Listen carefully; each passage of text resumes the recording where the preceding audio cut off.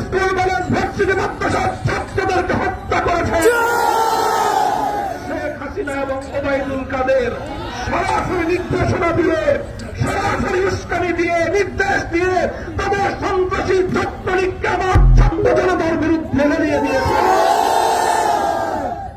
কিন্তু এদেশের মানুষ যখন মরতে শিখেছে, এদেশের মানুষ যখন রক্ত দিতে শিখেছে, আমাদের ছাত্ররা যখন বুক পেতে বুলেটকে বরণ করতে শিখেছে, আমার দেশের আবু সাঈদরা যখন সালিমের বুলেটের আঘাতে বুক পেতে দিতে শিখেছে, তখন এই মরণোন্মুখ শাহাদাতের চেতনায় উজ্জীবিত জাতিকে দাবায় রাখা যায় না।